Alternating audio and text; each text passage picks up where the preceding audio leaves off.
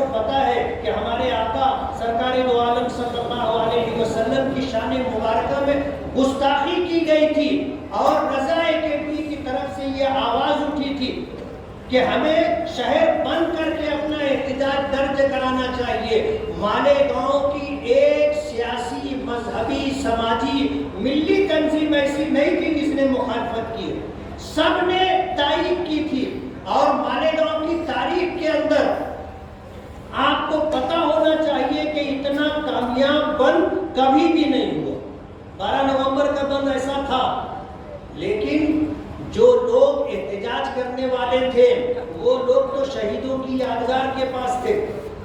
میں نے کچھ لوگوں کو فون کر کے کہا تھا کہ حالات پر نظر رکھو اور ہمارا احتجاج درج ہو جائے، پرامن طریقے سے وہ کام ہونا چاہیے.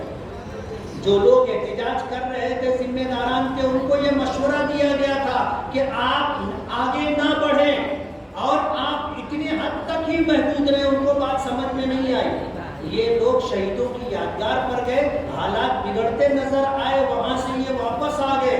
کسمبا روڈ کی طرف سے جلوس آیا تھا نا، وہاں سے جلوس آیا اور جلوس نے آ کر کے جو ہنگامہ کیا، اس ہنگامے کی وجہ سے حالات بگڑے.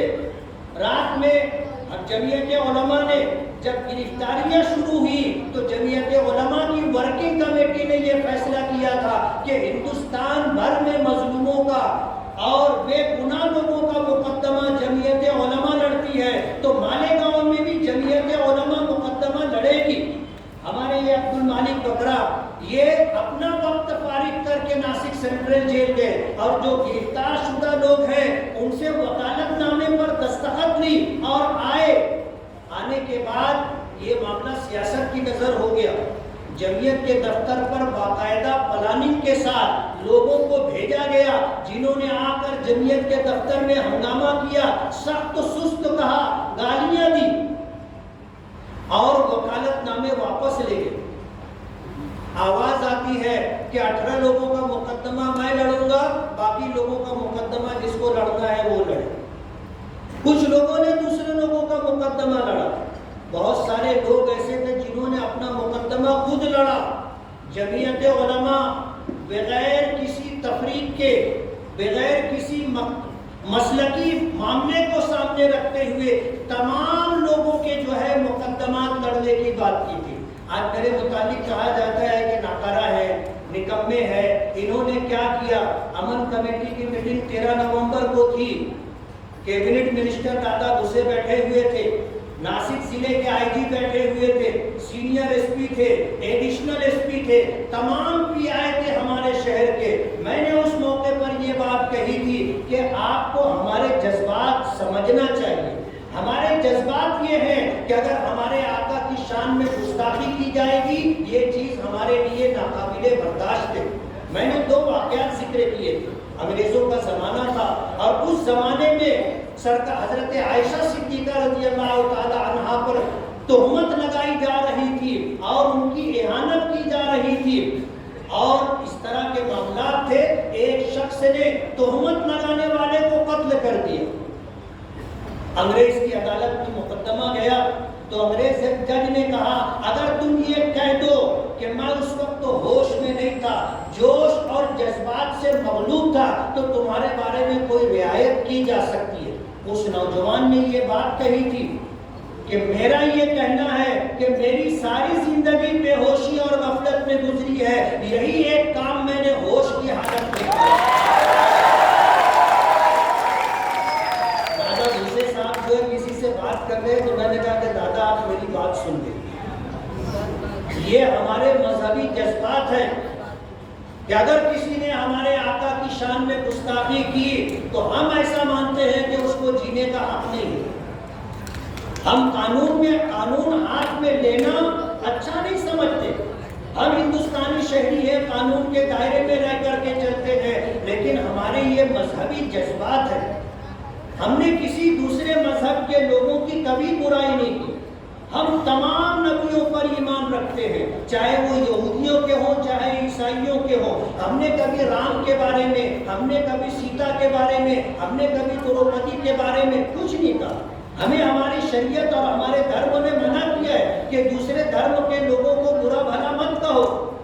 ہم بھی تاریخ پڑھتے ہیں, ہمیں بھی پتا ہے کہ کیا ہے, لیکن ہم نے کبھی مذہبی شخصیت کے بارے میں کوئی بات نہیں کی. ہندوستان میں ایسا قانون بننا چاہیے کہ تمام مذہبی شخصیات کا احترام. 12 نومبر میں ہم نے تائید دی تھی اور اس تائید کے ساتھ ہم آگے بڑھ رہے تھے, اور پولیس ڈپارٹمنٹ کی موجودگی میں نے یہ بات کہی تھی کہ یہ ہمارے مذہبی جذبات ہیں, لیکن ہم قانون ہاتھ میں لینا نہیں چاہتے. آج حیرت کی بات یہ ہے کہ جو لوگ 12 نومبر میں حالات کے بگاڑنے کے ذمہ دار تھے, آج وہ لوگ کریڈٹ لے رہے ہیں. میں ان کو بتانا چاہتا ہوں کہ مالیگاؤں کی عوام کا حافظہ کمزور نہیں ہے. وقت آئے گا آپ کو بتائیں گے, وقت آئے گا آپ کو بتائیں گے کہ 12 نومبر کے یہ محروسین اتنے دنوں تک کیوں جیل میں رہے. مالیگاؤں میں فائرنگ ہوتی ہے, مالیگاؤں میں فائرنگ ہوتی ہے اور 90 دن کے اندر ان کی ضمانت ہو جاتی ہے, یعنی 1 مہینے کے بعد ضمانت ہوگی. جنہوں نے پتھر چلائے ان کی 11-12 مہینے تک ضمانت نہیں ہوتی. شہر ایک ہے, گناہ میں کافی فرق ہے. پولیس ڈپارٹمنٹ وہی ہے, دوسرا نہیں ہے. قانون اور دستور بھی وہی ہے.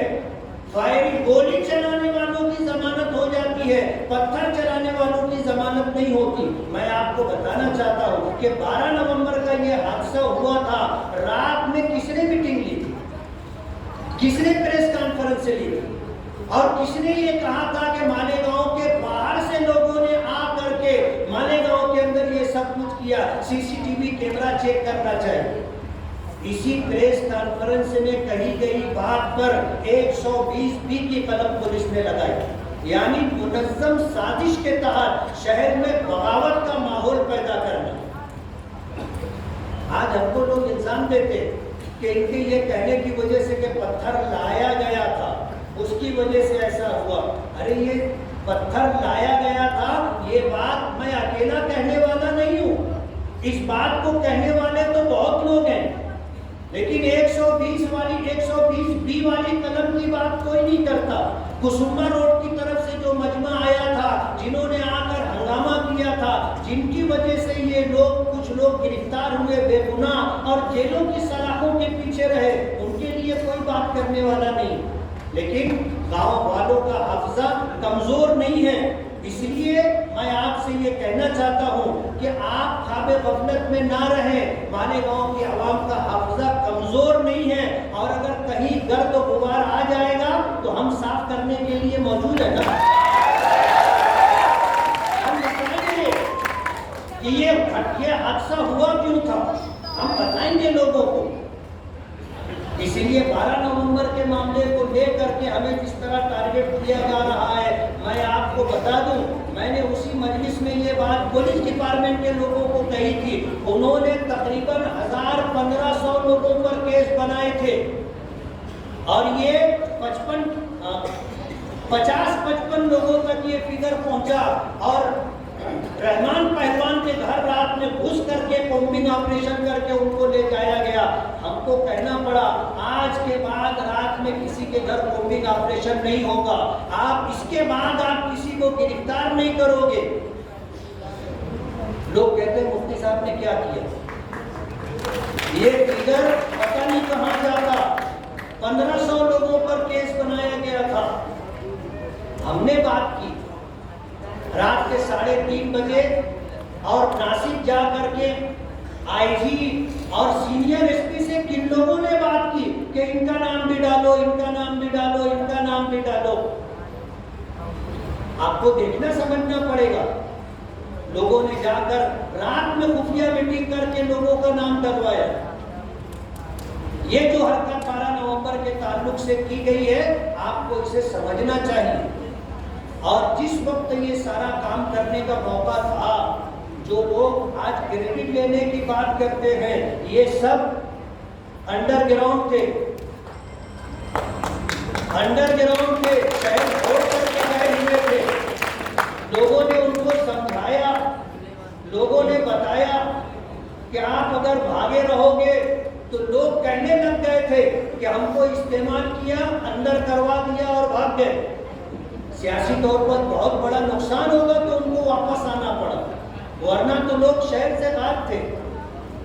اور کچھ لوگوں کا مقدمہ لڑ کر کے کریڈٹ لینے کی بات کر رہے ہیں. اس لیے اس تعلق سے بھی سوچنے کی بات ہے.